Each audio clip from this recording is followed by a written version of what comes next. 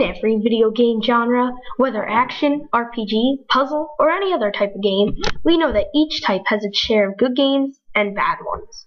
And today, we're going to be looking into some of Roblox's worst games. I'm aware that there are worse games than the 5 I'm listing, but they don't fit rules as popular and not default. So please remember, this is only my humble little opinion, and I'm just expressing it.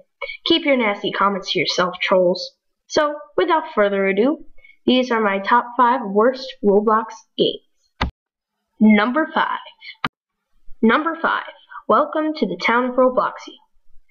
If you've been on Roblox often in the past year or so, you've most likely seen about 5 copies of this game daily. This game got so overused and so annoying that its appeal was just lost to me. But that's not the only reason it's on this list.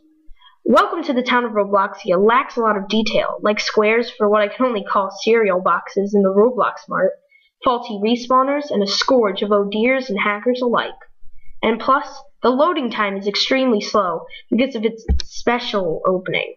However, unlike the other games on this list, this game can actually be fun if you come onto a good server with a lot of active people. But if the people aren't there, just skip over this game.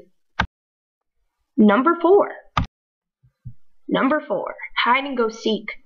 This is a perfect example for a game that's beautifully made, but just lacks the most basic thing a game needs: fun.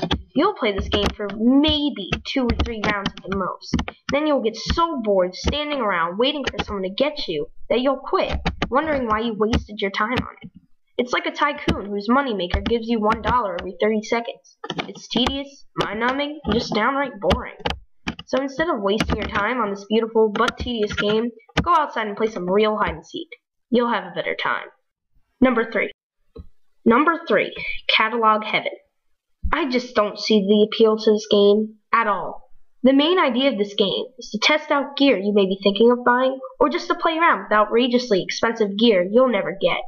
That's convenient if I want to test out my Roblox tablet before I waste money on it, when this is barely a game. You press the mouse button a few times, test out the gear, and leave. That doesn't need to be on the front page. Number 2.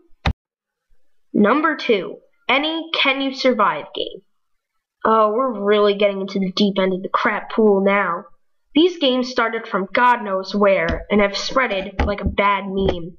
These types of games are replicated, copied, and created so often it outnumbers Welcome to the Town of Robloxia clones by at least 5 to 1. This is ridiculous. It's a building game with a timer. If I wanted to build, I would go on Sandbox, not an endless clone of Can You Survive Justin Bieber. People also use fake titles and pictures to draw you into these games. Well, at least they're aware that these games suck so much, no one will go on them if they named them honestly. I don't know how the majority of these games ever got on the front page.